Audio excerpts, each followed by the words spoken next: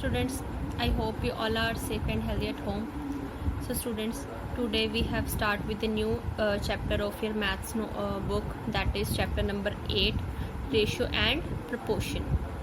So the first we have discussed about the definitions of this chapter. That is, the first definition is ratio.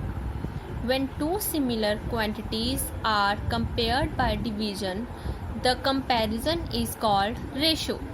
It is denoted by colon, to dots, colon के साथ हम इसे denote करते हैं. Definition क्या है? जब दो जो सिमिलर क्वांटिटीज हैं, दो एक जैसी क्वांटिटीज आपस में कंपेयर करते हैं हम किससे? बाय डिवीजन से, डिवाइड करके उसे हम कंपेयर करते हैं. जैसे हम ले रहे हैं ये x है और ये भी क्या है? x है. सिमिलर क्वांटिटी सेलेक्ट कर लें कि 5x एंड ये 4x है. ठीक, इसे हम क्या कर रहे हैं? कंपेयर कर रहे हैं. और किससे? डिवीजन से कंपेयर कर रहे हैं. तो इसे हम कैसे? एक तो ऐसे लिख सकते हैं डिवीजन से, और सेकंड कैसे लिख सकते हैं?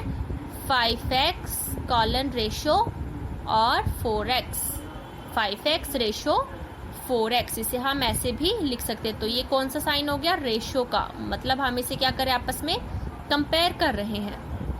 And second is proportion. 4 members A, B, C, D are said to be proportion if A ratio B is equal to C ratio D. Ratio में हम क्या करते हैं? टू क्वांटिटीज को क्या करते हैं? हम कंपेयर करते हैं. बट प्रोपोर्शन में हम क्या करते हैं? 4 क्वांटिटीज को कंपेयर करते हैं, जिसमें क्या आ जाता है? A रेशो B, इसमें क्या रहता है? Double ratio. ठीक, जिस डबल, इसे क्या कहते हैं? प्रपोर्शन. ये जो 4 डॉट्स हैं इसे क्या कहते हैं? प्रपोर्शन. फिर C ratio D. So students, let's start with the exercise 8.1. So the first question of this exercise is find A ratio B if 3A plus B ratio A plus B is equal to 9 ratio 5. हमने क्या find करना है? A और B की value find करनी है. हमें क्या स्टेटमेंट दी हुई है? ये वाली स्टेटमेंट दी हुई है हमें. इनको हम पूरी स्टेटमेंट को सॉल्व करके हमने क्या? A और B की वैल्यू फाइंड करनी है. तो फर्स्ट हम क्या करेंगे? हमने जो स्टेटमेंट थी एज इट इज लिख ली वो स्टेटमेंट. अब मैंने क्या बताया था? अगर रेशो हो तो रेशो को हम डिवीजन में लिख सकते हैं. तो मैंने वैसे ही क्या किया? डिवीजन में इसे लिख दिया. ये भी हमें रेशो में दिया था, इज इक्वल टू डाल के मैंने डिवीजन में लिख दिया. अब इसी का करेंगे हम क्रॉस मल्टीप्लाई. क्रॉस मल्टीप्लाई करके क्या किया? इस सारे टर्म को मैंने 5 से मल्टीप्लाई करना है. 5 से मल्टीप्लाई की सारे टर्म को, फिर इस सारे टर्म को, डिनोमिनेटर वाले टर्म को मैं ऊपर लेके 9 से मल्टीप्लाई करूंगी. ये मैंने कर दिया 9 से मल्टीप्लाई. अब ब्रैकेट ओपन करनी है, तो ब्रैकेट हमने बहुत ध्यान से ओपन करनी है. मल्टीप्लाई करके दैट इज 5 मल्टीप्लाई 3, 5 3 ज़ा 15A प्लस 5 मल्टीप्लाई 1, क्योंकि B के साथ कुछ नहीं है तो कोफिशिएंट क्या आ जाएगा? 1. तो 5 1 ज़ा 5B is equal to 9A plus 9B. अब हमने लाइक टर्म्स को हमने कंबाइन कर लेना है. A वाली टर्म्स को एक साइड एंड B वाली टर्म्स को एक साइड कर लिया. साइन का बहुत ध्यान रखना है आपने. जैसे मैंने 15A लिया है तो ये वाली टर्म जो 9A है ये क्या? यहाँ पे पॉजिटिव है. अगर इज इक्वल टू के ऑपोजिट साइड जाएगी तो क्या हो जाएगी? साइन चेंज हो जाएगा, नेगेटिव आ गई है. और ये 9B यहाँ पे रह गया. अब ये 5B ये क्या है? पॉजिटिव है. अब ये ऑपोजिट साइड जाएगा तो क्या हो जाएगी? ये टर्म नेगेटिव हो जाएगी. अब उसके बाद क्या आ गया? 15A minus 9A is equal to 6A and 9B minus 5B is equal to 4B. अब मैंने क्या किया? A को एज इट इज रख के B इसके नीचे ले आई.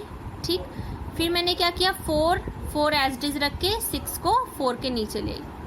ठीक, अब ये A upon B is equal to 4 upon 6 से कट हो रहे. 2 2 ज़ा 4, 2 3 ज़ा 6.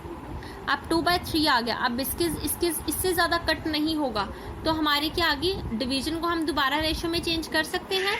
A ratio B is equal to 2 ratio 3. So the next question is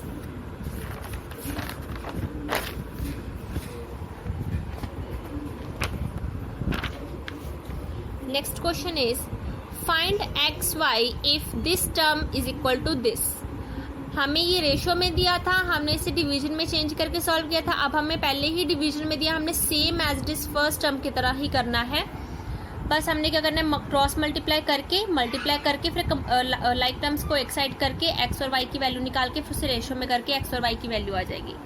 ठीक, ये बिल्कुल ही फर्स्ट स्टेटमेंट की तरह ही था सेम। अब थर्ड देखिए, थर्ड क्वेश्चन स्टेटमेंट सम है present age of Mohit and Mayank are in ratio 11:8। After 8 years the ratio of their ages will be 5:4. Find their present age। हमें क्या दिया है, अब प्रेजेंट एज मतलब अब जो मोहित और मयंक की जो एज का रेशो है 11:8 है। मोहित और मयंक की अब की एज का जो रेशो है क्या है, वो 11:8। ठीक है, 8 साल बाद जो दोनों की एज का रेशो बन जाता है 5:4, तो उनकी एज कितनी हुई, तो अब प्रेजेंट एज, तो अब उनकी एज कितनी हुई 18। 8 साल बाद उनकी एज कितनी हुई, तो हमने लेट क्या कर लिया, let the age of Mohit is equal to 11x। ठीक है ना, हमें क्या दिया था 11:8 दिया था ना, तो हमने रेशो में ऐसे नहीं लिखना, तो इसके साथ कुछ ना कुछ क्वांटिटी होगी जो कट हुई है दोनों में, तो हमने वो लेट कर लिया, वो क्वांटिटी है x। ठीक है, let the age of Mohit is equal to 11x, let the age of Mayank is equal to 8x। ठीक है, क्योंकि हमें यही रेशो में दिया था।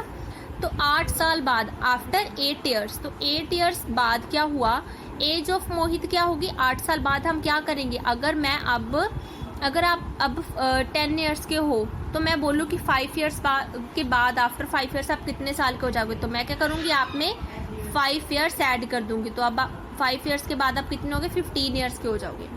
तो वैसे ही मैंने क्या किया, 8 साल बाद मोहित की एज क्या आ गई 11x + 8। ठीक है ना, तो मयंक की एज भी क्या आ गई 8 साल बाद 8x + 8। तो अब हमें ये क्वांटिटी पता चल गई, ये क्वांटिटी पता चल गई 8 साल के बाद। तो हमें रेशो दोनों की दी हुई कि 8 साल बाद उनकी रेशो क्या है 5:4 है। उनकी रेशो हमें गिवन है कि इतनी रेशो है, तो हमने इसे क्या कर दिया, 8 साल बाद हमने इतनी रेशो निकाल लिया और उन्होंने गिवन कितनी दी हुई है 5:4 गिवन दी हुई है। तो हमने क्या किया, दोनों को सॉर्ट आउट कर लिया, क्या किस में रख के, डिवीजन में रख के। ठीक है ना, तो क्रॉस मल्टीप्लाई किया, तो क्रॉस मल्टीप्लाई करके हमारी स्टेटमेंट बन गई। अब हमने लाइक टर्म्स एक साइड कर ली और कांस्टेंट टर्म एक साइड कर ली, तो 44x - 40x = 4x = 8। तो x की वैल्यू क्या आ गई 8/4, 4 1 = 4, 4 2 = 8। तो x की वैल्यू क्या आ गई हमारी 2। तो अगर x की वैल्यू 2 आ गई है तो अब हम एज फाइंड कर सकते हैं, मोहित की एज कितनी हुई, तो हमने क्या x की जगह पे हमने 2 पुट कर दिया, 11 2 = 22 years। तो जो मोहित की एज है अब वो कितनी है 22 years, और मयंक की कितनी एज है 8 × 2 = 16 years। ठीक, अब 4 क्वेश्चन है जो Rita has only 100 rupees notes and 50 rupees notes. Rita के पास 100 rupees नोट है और 50 rupees नोट है। Total money she has is 7000। तो टोटल मनी उसके पास 7000 है। ठीक है ना, बट हमें नहीं उन्होंने बताया कि कितने 100 रुपीज़ के नोट है और कितने 50 रुपीज़ के नोट है, बस ये बताया कि 2 नोट है, 100 और 50 के नोट, और टोटल मनी उसके पास 7000 है। The ratio of 100 rupees note and 50 rupees note is 5:4। हमें दोनों की रेशो दी हुई है, जो उसके पास 100 रुपीज़ नोट और 50 रुपीज़ नोट की जो रेशो है उसकी कितनी है 5:4 है। How many notes of each type does she have. तो उसके पास 100 रुपीज़ के कितने नोट्स हैं और 50 रुपीज़ के कितने नोट्स हैं, हमने ये फाइंड करना है। तो हम इसमें क्या करेंगे, हमें क्या दिया है, let the number of notes of 100 and 50 be. तो लेट कर लेते हैं कि हमें क्वांटिटी, हमें रेशो क्या दी हुई है 5:4। तो हमने लेट कर लिया जो 100 रुपीज़ के नोट हैं वो कितने हैं 5x, और 50 रुपीज़ के नोट कितने हैं 4x। ठीक है ना, तो टोटल अमाउंट भी हमें गिवन है 7000। तो अमाउंट रिगार्डिंग 100 रुपीज़, तो 100 रुपीज़ की जो उसके पास अमाउंट है, तो हम क्या करेंगे, अगर मेरे पास कोई एक चीज़ 5 रुपीज़ की है, ठीक है ना, ₹5 की है, तो मेरे पास 5 चीज़ें कितने रुपीज़ की होंगी, तो मैं क्या करूँगी मल्टीप्लाई कर दूंगी। तो ऐसे ही मैंने क्या किया, अगर मेरे पास एक नोट क्या है 5x, उसकी वैल्यू, एक नोट की वैल्यू 5x है, तो 100 नोट की वैल्यू कितनी होगी 5x × 100, ठीक, = 500x। Amount regarding rates 50। तो अगर मेरे पास एक जो नोट की जो रेशो दी हुई है वो 4x दी हुई है, तो 50 नोट्स की रेशो कितनी होगी, 4x मल्टीप्लाई 50, तो ये कितना आ गया 200x। ठीक है ना। अब हमें टोटल अमाउंट क्या दी हुई है, टोटल अमाउंट हमें 7000 दी हुई है, तो मैंने कह दिया टोटल अमाउंट मतलब दोनों को एडअप करके जो आई हमारे पास, तो मैंने दोनों को एडअप कर दिया 500x plus 200x is equal to 7000। अब दोनों को प्लस करके कितना है 700x is equal to 7000। x की वैल्यू कट करके आ गई, 0 से 0 कट गई, 0 से 0, 7 1 जा 7, 7 10 जा 70। x की वैल्यू क्या आ गई 10 आ गई। अब हम यही x की वैल्यू हमने क्या कहाँ पुट करनी है 5x और 4x में, तो 100 रुपीज़ के नोट कितने आ गए 5 multiply 10 is equal to 50 notes आ गए उसके पास, और 50 रुपीज़ के नोट्स कितने हैं 4 multiply 10 is equal to 40 notes. ठीक। अब उसके बाद 5th क्वेश्चन देखिए, अ लाइब्रेरी हैज़ 500 बुक्स। एक लाइब्रेरी में कितनी बुक्स है 500। They were history, maths and science books. तो वो कौन सी है, हिस्ट्री की है, मैथ्स की है और साइंस की बुक्स है वहाँ पे। The ratio of history to maths to science books is 2:3:5। तीनों बुक्स की हिस्ट्री, मैथ्स और साइंस की जो रेशो है आपस में कितनी है 2:3:5 है। If 20 history, 40 maths and 10 science books were added in the library. अगर उस लाइब्रेरी में हिस्ट्री की बुक्स में 20 ऐड कर दी, मैथ्स की बुक में 40 और ऐड कर दी, साइंस की बुक्स में 10 और ऐड कर दी, ठीक है ना। Find the new ratio of the history to the maths and the science book. तो हमें ये बता दी कि हमने ये बुक्स हमने ऐड की है। अब ऐड करने के बाद जो उसकी अमाउंट चेंज हो जाएगी, ठीक है ना। चेंज करने के बाद उसकी रेशो क्या बनी, हमने इसकी रेशो फाइंड करनी है। तो 5th क्वेश्चन में हमें क्या गिवन है, टोटल नंबर ऑफ बुक्स कितने हमें 500 गिवन है। उसके बाद ratio of history, maths and science की कितनी गिवन है 2:3:5। तो हमने लेट कर ली, let the ratio is equal to 2x, क्योंकि हमें पता है कि रेशो में क्या होता है, तो तीनों क्वांटिटीज में कुछ ना कुछ वैल्यू एडेड होती है जो हम कट करते हैं। तो हमने लेट कर ले, इनकी क्वांटिटीज क्या है 2x, ratio 3x, ratio 5x। तो हमें टोटल हमें बुक्स दी हुई हैं, तो हम इनको भी हम ऐड करेंगे तो हमारे पास टोटल लाइब्रेरी की बुक्स आ जाएंगी। तो मैंने इसे ऐड कर दी, तो टोटल लाइब्रेरी की बुक्स कितने आ गई 10x इज इक्वल टू 500। अब x की वैल्यू कितनी आ गई 500 अपॉन 10, तो 0 से 0 कट गया, कितनी बच गई 50, तो x की वैल्यू आ गई 50। अब नंबर ऑफ हिस्ट्री बुक्स कितनी आ गई, हमने क्या किया x की वैल्यू पुट कर दी, 2x is equal to 2 multiply 50 is equal to 100। तो हिस्ट्री की बुक्स कितनी आ गई 100, मैथ्स की बुक कितनी आ गई 150 एंड साइंस की बुक्स कितनी आ गई 250। ठीक। Number of books added in history, maths and science. अब हमने ये बुक्स हमें प्रेजेंट है हमारे पास, ठीक है ना, ये बुक्स अभी प्रेजेंट है लाइब्रेरी में। अब हमने इसमें और ऐड करनी है, जो हमने कितनी ऐड किया है, हिस्ट्री की कितनी बुक्स एडेड की थी 20, तो हमने 100 में 20 ऐड कर दी 120। मैथ्स में कितनी ऐड की है 40, तो 150 प्लस 40 इज इक्वल टू 190। तो साइंस की हमने 10 ऐड की है, तो 250 प्लस 10 इज इक्वल टू 260। अब इसकी रेशो फाइंड करनी है, तो हम रेशो कैसे फाइंड करेंगे 120 रेशो 190 रेशो 260। ठीक। अब तीनों में 0, अब देखना तीनों में कॉमन कौन सी चीज़ है, तीनों में 0 0 कॉमन है, तो हमने 0 0 अब तीनों से कट कर दिया। अब उसके बाद तीनों जो नंबर्स हैं उसमें कुछ भी कॉमन नहीं है, तो ऐसी आ गई 12 ratio 19 ratio 26 is the ratio of libraries books. So next is 7th question, no sorry 6th question. 6th question is, in a national park the ratio of lions to elephants was 4:7. When 5 elephants were shifted to the other national park, the ratio of the lions to the elephant became 3:5. How many lions and elephants does the national park have now? हमें बोला गया है कि एक national park में जो lions और elephants का रेशो है, लॉयंस और एलिफेंट्स वहाँ पे रहते हैं, उनका रेशो है 4:7। ठीक है। तो उसमें से इस रेशो में से जो 5 एलिमेंट्स हैं वो दूसरे नेशनल पार्क में शिफ्ट कर दिए, मतलब माइनस हो गए, वहाँ से हट गए, नहीं है वहाँ पे। तो नया उनका रेशो क्या बना, तो जब 5 जो एलिफेंट्स हैं उनको हमने दूसरे नेशनल पार्क में शिफ्ट कर दिया, तो उसके बाद नया जो रेशो बना वो बना 3:5 बन गया। तो how many Lions and elephants does the national park have now. तो अब इस जब हमने न्यू जो रेशो बनाई, मतलब हमने क्या किया, एलिफेंट्स को हमने शिफ्ट कर दिया 5 को, तो उसके बाद जो नया जो रेशो बना वो 3:5 बना। तो अब हमने बताना है कि शिफ्ट करने के बाद जो क्वांटिटी लायंस और एलिफेंट्स की हमने फाइंड करनी है।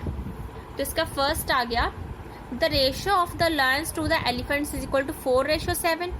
Let the number of lions is equal to 4x and number of elephants is equal to 7x। तो 5 elephants shifted to another national park. तो हमें पता है कि जो 5 एलिफेंट्स थे वो शिफ्ट कर दिए थे दूसरे नेशनल पार्क में, ठीक। तो now the number of elephants, तो हमने क्या कर देना है, जो हमें एलिफेंट्स के नंबर दिए 7x, उसमें से 5 माइनस कर देने, क्योंकि 5 वहां से शिफ्ट हो गए। अब इसकी क्वांटिटी बन गई 4x upon 7x minus 5 is equal to, हमें कितनी दी हुई है, इसकी रेशो कितनी दी हुई है कि वो शिफ्ट करने के बाद हमें रेशो दी हुई है 3:5। तो हमने फाइंड करके x की वैल्यू हमारे पास 15 आ गई। अब देखिए x की वैल्यू हमारे पास 15 आई, बट हमें 3:5 जो रेशो दी थी ये कौन सी दी थी, जब एलिफेंट शिफ्ट हो चुके थे, ठीक है। तो अब हम क्या करेंगे, हमने अब इनकी लायंस और एलिफेंट्स की क्वांटिटी फाइंड करनी है, कितने हैं वहां पे। तो हम क्या करेंगे, इससे ही मल्टीप्लाई कर देंगे। तो number of lions is equal to 3 × 15 is equal to 60, that is 60, okay. And number of elephants is equal to 15 × 5 is equal to 75, okay. And the next is seventh question is, the side of triangle are in the ratio 4:5:6. The perimeter of the triangle is 45 centimeter. Find the side of the triangle.